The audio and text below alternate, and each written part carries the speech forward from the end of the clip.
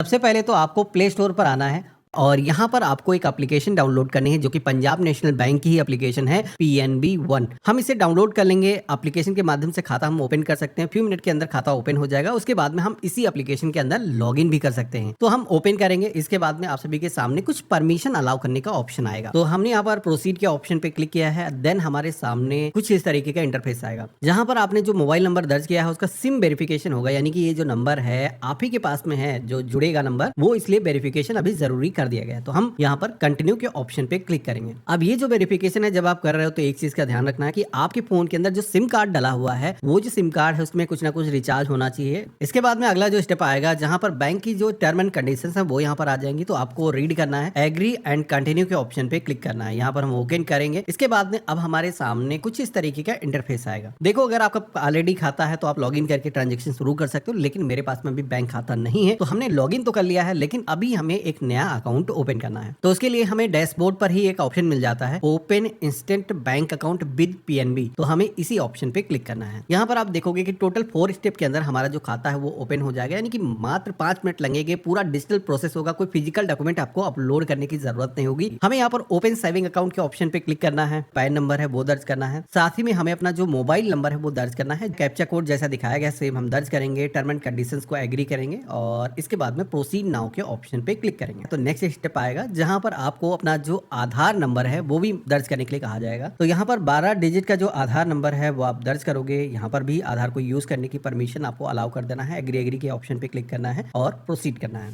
अब इतना करने के बाद में आपके आधार कार्ड से जो भी आपका मोबाइल नंबर लिंक है उस पर एक ओटीपी आएगा। तो वो जो ओटीपी है आपको दर्ज करना है और इसके बाद में वेरीफाई ओटीपी के ऑप्शन पे क्लिक करना है। तो इस तरीके से हमारा जो मोबाइल वेरिफिकेशन है वो हो चुका है। इसके बाद में एक फिर से वेरिफिकेशन का ऑप्शन आएगा। तो कंफ्यूज मत होना, पहला जो वेरिफिकेशन था वो था आधार से वेरिफिकेशन, अभी जो वेरिफिकेशन हो रहा है वो CKYC वेरिफिकेशन है। देखो गवर्नमेंट की तरफ से भी सेंट्रल KYC का एक डेटाबेस बनाया जा रहा है जिसमें कि बार बार आपको KYC करने की जरूरत नहीं होती है। चाहे बैंक खाता खोलो, म्यूचुअल फंड के अंदर आप इन्वेस्ट करो या फिर कहीं पर भी आप कोई पॉलिसी ले रहे हो, तो उस चीजों में CKYC जो रिकॉर्ड है वो मान्य हो जाते हैं। लेकिन अगर आपके केस में जैसे कि पहली बार खाता ओपन कर रहे हो, CKYC रिकॉर्ड नहीं है, तो उस केस में ये ऑप्शन नहीं आएगा। हालांकि आप चाहो जैसे कि यहाँ पर OTP मांगा जा रहा है, तो अगर आपके CKYC रिकॉर्ड में पहले से जो मोबाइल नंबर रजिस्टर्ड है वो आपके पास में नहीं है तो नीचे एक छोटा सा ऑप्शन आ रहा है, close the proceed without CKYC verification. तो उस केस में आप चाहो तो इसके अवॉइड भी कर सकते हो, इसके बगैर भी आपका जो खाता है वो ओपन हो जाएगा। तो यहाँ पर मेरे पास में सेमी मोबाइल पर OTP आ चुका है। चलिए हमने दर्ज कर दिया है और इसके बाद में हम वेरीफाई के ऑप्शन पे क्लिक करेंगे। तो इस तरीके से आप देखोगे कि ये जो इन्फॉर्मेशन है CKYC रिकॉर्ड से यहाँ पर आ चुकी है। एक चीज आप देखोगे कि CKYC डॉक्यूमेंट का यहाँ पर एक सेक्शन दिया गया है जहां पर आप देखोगे कि आपकी फोटोग्राफ हो गई, आपका आधार हो गया, सिग्नेचर हो गया, ये यहाँ पर आपको देखने को मिल जाते हैं। व्यू के ऑप्शन पे क्लिक करके आप देख सकते हो, आप इनको इस्तेमाल कर सकते हो। इससे फॉर्म काफी आसानी से भर सकता है। लेकिन अगर आप चाहते हो यार ये फिर सारा हम भरे, नया फोटो लगा ले, आधार वाली फोटो लग जाए, सिग्नेचर खुद से अपलोड कर पाए, तो आप इसको स्किप भी कर सकते हो। वैसे CKYC डेटा अगर आप इस्तेमाल कर लेते हो तो आपका जो है फॉर्म इजी तरीके से और भी आसानी से भर जाता है। तो यहाँ पर अगर आप स्किप करना चाहो तो नो के ऑप्शन पे क्लिक करके आगे बढ़ सकते हो। तो अब आप सभी के सामने जो अगला स्टेप आएगा वो होगा पर्सनल डिटेल का, जिसमें कि मिस्टर मिसेस कुमारी जो भी नाम के आगे आप टाइटल यूज करते हो वो आपको सिलेक्शन करना है। और इसके बाद में नाम आप देखोगे तो आधार के रिकॉर्ड से यहाँ पर पहले से ही आ चुका है। आपका मोबाइल नंबर वो भी वेरीफाइड है, लेकिन अल्टरनेटिव मोबाइल नंबर यहाँ पर दर्ज करने का ऑप्शन मिलता है। तो अगर आपके पास में एक से ज्यादा मोबाइल नंबर है तो वो दर्ज कर सकते हो, यहाँ पर अल्टरनेटिव नंबर भी रजिस्टर हो जाएगा। लेकिन कोई ऐसा जरूरी नहीं है। मेन जो वेरिफिकेशन होगा बैंक को लॉगिन करने के लिए जो प्राइमरी मोबाइल नंबर जो अभी वेरीफाइड यहाँ पर शो कर रहा है इस पर ही होगा। इसके बाद में आप सभी को ईमेल आईडी यहाँ पर दर्ज करने के लिए कहा जाएगा, दर्ज करोगे। इसके बाद में सेंड OTP के ऑप्शन पे क्लिक करोगे तो आपकी जीमेल आईडी पर आपको एक मैसेज के माध्यम से कोड मिलेगा। वो जो कोड है कहाँ पर आएगा मैं दिखा देता हूँ। तो ईमेल बॉक्स मैंने ओपन किया, आप देखोगे कि पंजाब नेशनल बैंक की तरफ से मुझे एक मेल आया है जिसमें एक कोड दिया गया है। ये जो कोड है हम वहां पर दर्ज करेंगे और सबमिट करेंगे। तो इस तरीके से आप देखोगे कि ईमेल वेरिफिकेशन भी यहाँ पर हो चुका है। इसके बाद में अगला सेक्शन आता है एड्रेस डिटेल का, जहां पर परमानेंट जो एड्रेस है वो यहाँ पर दिखाया गया है। साथ ही में यहाँ पर जो है नीचे की तरफ आप देखोगे तो करंट एड्रेस वो दर्ज करने के लिए यहाँ पर ऑप्शन दिया गया है। एक चीज बता देता हूँ, देखो आधार पे जो एड्रेस आपका होता है वो परमानेंट एड्रेस के तौर पर बैंक बैंक कंसीडर करता है। लेकिन कई बार क्या होता है कि हम काम के सिलसिले में किसी दूसरी लोकेशन पे रह रहे होते हैं, तो ऐसे में आप चाहो तो कोई डिफरेंट अगर आपका एड्रेस है तो वो भी आप यहाँ पर साझा कर सकते हो, दे सकते हो। तो उस केस में आप नो के ऑप्शन पे क्लिक करोगे। मेरे केस में सेम ही पता है और मेरा कोई दूसरा एड्रेस है नहीं, तो करंट एड्रेस के तौर पर हम यही जोड़ लेंगे। लेकिन अगर आप किसी दूसरे पते पर हो और आप चाहते हो बैंक की जो वेलकम किट वगैरह है वो आपके नए पते पर आ जाए, तो आप उस केस में नो के ऑप्शन पे क्लिक करके आप नया पता यहाँ पर दर्ज कर सकते हो। इसके बाद में अगला सेक्शन आता है ब्रांच सिलेक्शन का, जहां पर आपको ऑटोमेटिक एक ब्रांच दिखेगी जो कि आपकी लोकेशन के अकॉर्डिंग जो भी आपका एड्रेस है उसको पिन कोड को सर्च करके उसके अकॉर्डिंग ब्रांच आपकी फेच होकर के आ जाती है। 90% केस में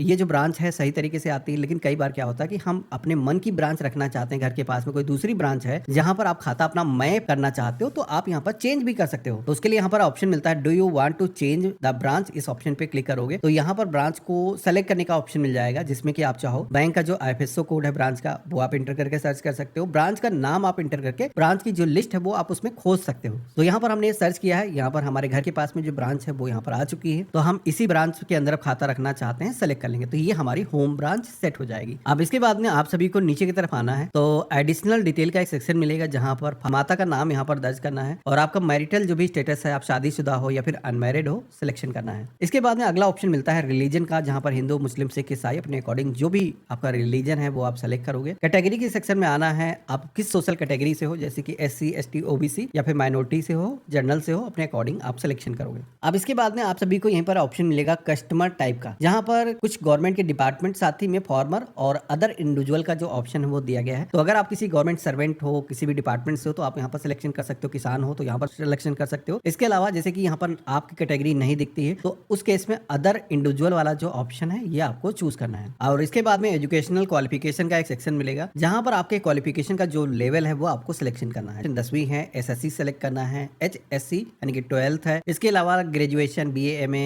BSc कर रखा है, पोस्ट ग्रेजुएशन कर रखा है, तो यहाँ पर मल्टीपल ऑप्शन मिल जाते हैं, आपके क्वालिफिकेशन के अकॉर्डिंग आपको सिलेक्शन करना है। इसके बाद में आप सभी को डिसेबिलिटी स्टेटस एक दिखेगा, जिसमें कि अगर कोई हैंडीकैप पर्सन है, विकलांग व्यक्ति है, तो वो यहाँ पर सिलेक्ट करेगा। अगर विकलांग नहीं हो तो इस केस में आप इसे अदर के ऑप्शन पे क्लिक करके सेलेक्ट कर सकते हो। यहीं पर एक ऑप्शन मिलेगा रेसिडेंशियल स्टेटस का, जिसमें कि रेसिडेंशियल इंडिविजुअल वाला जो ऑप्शन है ये यहाँ पर सिलेक्ट करना है। यहीं पर ऑप्शन मिलता है इनकम एंड प्रोफेशन डिटेल का, जहां पर आप सभी को प्रोफेशन एक्टिविटी के सेक्शन में आना है। यहाँ पर मल्टीपल ऑक्यूपेशन के ऑप्शन दिखेंगे, जैसे कि मैंने बताया था, फार्मर हो, कोई भी जॉब करते हो या फिर स्टूडेंट हो, ट्रेडर हो, तो मल्टीपल ऑप्शन मिल जाते हैं, आप अपने अकॉर्डिंग यहाँ पर सिलेक्शन करोगे। तो अगर आप जॉब के अंदर हो तो जॉब का ऑप्शन सेलेक्ट करोगे, नहीं तो यहाँ पर स्टूडेंट, अगर कोई स्टूडेंट है तो वो सेलेक्ट कर लेगा। मैंने यहाँ पर स्टूडेंट सेलेक्ट किया है। इसके बाद में ऑक्यूपेशन टाइप पूछा जाता है, तो जैसे कि स्टूडेंट है तो उसका तो ऑक्यूपेशन अभी है ही नहीं, तो स्टूडेंट ही हम दोबारा से सेलेक्ट कर लेंगे। एब्सोल्यूट एनुअल इनकम के सेक्शन में आना है, तो यहाँ पर आपकी जो सालाना इनकम है वो आपको बताना है, यानी कि 12 महीने की जो है जो भी इनकम होती है उसको कैलकुलेट करके यहाँ पर आपको दर्ज करना है। साल भर में कितना पैसा आप इसके अंदर डिपॉजिट कर सकते हो वो आपको बताना है। एक्सपेक्टेड है, कोई जरूरी नहीं, इससे ज्यादा कम बाद में हो सकता है। सेव एंड कंटिन्यू के ऑप्शन पे क्लिक करना है। तो अब हमारे सामने अगला जो स्टेप आता है वो है चूज अकाउंट टाइप का, जहां पर पंजाब नेशनल बैंक के अंदर आज से नहीं पहले से ही बहुत सारे टाइप के अकाउंट होते थे, लेकिन ऑनलाइन तरीके से अकाउंट जब आप ओपन करने जाते थे तो लिमिटेड ऑप्शन मिलते थे। लेकिन अभी PNB ने क्या किया है, इस सारे तरीके के अकाउंट आपको लिस्ट पूरी दे दी है। जिस भी तरीके का अकाउंट आप ओपन करना चाहते हो वो यहाँ पर सेलेक्ट कर सकते हो, जैसे कि PNB उन्नति saving account, PNB women power saving account, तो कोई महिला है तो ये ओपन कर सकती है। इसके अलावा PNB इलाइट सेविंग, और भी कई सारे अकाउंट के टाइप हैं। अगर आप कंपेयर करना चाहो किस अकाउंट के अंदर क्या डिफरेंट है तो आप इस पे क्लिक करके कंपेयर कर सकते हो। सभी के अंदर डेबिट कार्ड मिल जाएगा, चेकबुक मिल जाएगा, NFT RTGS IMPS जैसे जो ट्रांजेक्शन है वो कर पाओगे, SMS अलर्ट ये हो पाएंगे, तो ये सारी चीजें आपको मिल जाती हैं। लेकिन नीचे की तरफ आप देखोगे कि हर खाते के अंदर मिनिमम जो एवरेज बैलेंस मेंटेन करना है वो यहाँ पर दिखाया गया है, जो कि समझना काफी जरूरी है। देखो, जब भी हम ऑनलाइन तरीके से खाता ओपन करते हैं तो वैसे तो पंजाब नेशनल बैंक के अंदर कहा जाता है कि सबसे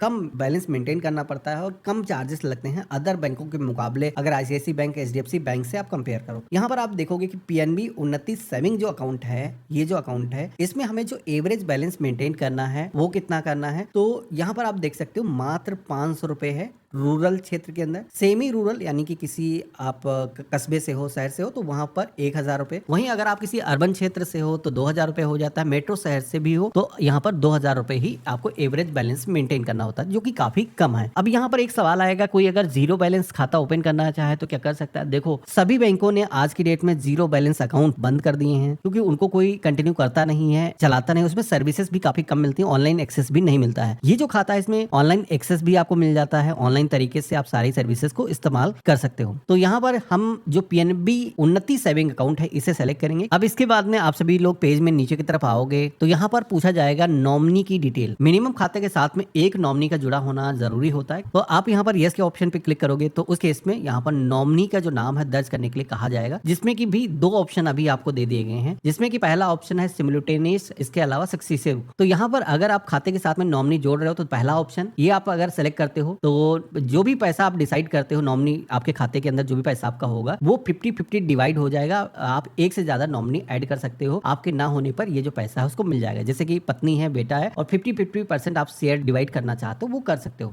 इसके अलावा जो सेकंड ऑप्शन है ये मैं रिकमेंड नहीं करूंगा। बेसिकली है ये कि इसमें होता ये है कि जैसे कि मान लो एक नॉमिनी जिसको आपने बनाया वो जीवित है तो उसको पैसा मिलेगा, वो भी अगर एक्सपायर हो जाता है तो दूसरा जो लेयर का आपने नॉमिनी बनाया होगा उसको पैसा मिलेगा। पहला वाला जो ऑप्शन है ये सही है, इसको आपको चूज कर लेना है और इसके बाद में नॉमिनी का जो नाम है, आपसे जो भी रिश्ता है, उनका मोबाइल नंबर यहाँ पर दर्ज करना है, कितना शेयर आपको यहाँ पर देना है। जैसे कि मैंने बताया था कि 100% शेयर यहाँ पर आना चाहिए। तो 50% अगर आप इन्हें दे रहे हो तो 50% किसी दूसरे मेंबर को आप दे रहे हो तो 100 टोटल हो जाना चाहिए। अगर आप एक ही नॉमिनी ऐड कर रहे हो तो आप चाहो तो 100% पूरा का पूरा आप इनको ही शेयर दे सकते हो। एड्रेस हमारा ही रहेगा तो हम इसको सेलेक्ट कर लेंगे और नॉमिनी जैसे कि आप देखोगे मैंने बताया था कि और भी नॉमिनी ऐड करने का ऑप्शन यहाँ पर दिया गया है। तो हमने यहाँ पर नॉमिनी को ऐड कर लिया है, आप चाहो तो स्किप भी कर सकते हो। इसके बाद में आप इस खाते पर कौन कौन सी सर्विसेज लेना चाहते हो, जिसमें कि अगर आपको डेबिट कार्ड चाहिए तो इसे आप सेलेक्ट करोगे, चेकबुक चाहिए आप यहाँ पर सेलेक्ट करोगे, जो भी सर्विसेज आप चाहते हो यहाँ पर सेलेक्ट कर लोगे। स्टेटमेंट, एसएमएस अलर्ट ये तो मिलेगा ही। इसके बाद में हम सेव एंड कंटिन्यू के ऑप्शन पे क्लिक करेंगे। तो अगला जो स्टेप आएगा जहां पर हमने एप्लीकेशन फॉर्म के अंदर जो भी इंफॉर्मेशन अभी तक हमने फिल करी है उसका मिलान करने के लिए कहा जाएगा। तो एक बार सारी इंफॉर्मेशन मिलान कर लेना है। मोस्टली इंफॉर्मेशन यहाँ पर आधार से आई है या फिर CKYC डेटा से आई, तो इसमें कोई मिस्टेक जल्दी मिलती नहीं है, फिर भी आपको चेक कर लेना है। पेज में नीचे की तरफ आना है। पंजाब नेशनल बैंक को रेटिंग देना चाहते हो तो रेटिंग कर सकते हो। इसके बाद में फाइनल कंसेंट को आपको यहाँ पर एक्सेप्ट करना है, इसको स्क्रॉल करना है, यस कंफर्म के ऑप्शन पे क्लिक करना है। तो इस तरीके से आपको एक एप्लीकेशन फॉर्म जनरेट होगा जिसको आपको डाउनलोड के ऑप्शन पे क्लिक करके आपको अपने फोन के अंदर सेव जरूर कर लेना है। देखो अभी आपका जो फॉर्म है खाता ओपन करने के लिए सबमिट हो चुका है, लेकिन अभी आपको KYC करनी है। देखो ऑनलाइन तरीके से खाता आप ओपन कर रहे हो, इसमें वीडियो वेरिफिकेशन जरूरी होता है, जो कि आप देखोगे कि यहाँ पर ऑप्शन आ रहा है। उसके लिए हमें प्रोसीड टू VKYC के ऑप्शन पे क्लिक करना है। यहाँ पर एक चीज बता देता हूँ, KYC जब भी आप कर रहे हो तो सबसे पहले तो जो भी इंफॉर्मेशन आपने फॉर्म के अंदर भरी है, आपका नाम हो गया, आपके माता पिता का नाम हो गया, इसी के साथ में आपने जो ऑक्यूपेशन शो किया है और एनुअल इनकम जो भी आपने फिल करी है, ये आपसे पूछा जा सकता है वीडियो वेरिफिकेशन के दौरान। तो आपको रिमेंबर रखना है कि जो भी इंफॉर्मेशन आपने बताई है दोबारा से वीडियो वेरिफिकेशन के अंदर वही चीजें बतानी है। और वीडियो वेरिफिकेशन जब भी आप कर रहे हो तो यहाँ पर कैमरे की परमिशन, माइक की परमिशन सभी को आपको अलाउ करना होगा। तो यहाँ पर बैंक का जो कर्मी है वो हमारे साथ में वीडियो कॉल के जरिए कनेक्ट होगा, जिसमें कि वो बेसिक क्वेश्चन पूछेगा, आपका नाम क्या है, कहाँ से आप बात कर रहे हैं, आपका ऑक्यूपेशन क्या है, खाता क्यों खोल रहे हैं, तो खाता सेविंग करने के लिए खोल रहे हैं या फिर हमारी स्कॉलरशिप आने वाले उसके लिए खोल रहे हैं। तो जो भी आपका रीजन है वो आपको बताना है। और एक चीज बता देता हूँ, वीडियो वेरिफिकेशन जब भी होता है उस समय आपको किसी से कोई हेल्प नहीं लेनी है। बाकी यहाँ पर जब वेरिफिकेशन होता है आपका जो पैन कार्ड है वो आपको शो करने के लिए कहा जाएगा। तो यहाँ पर आपको अपना जो पैन कार्ड है वो दिखाना है और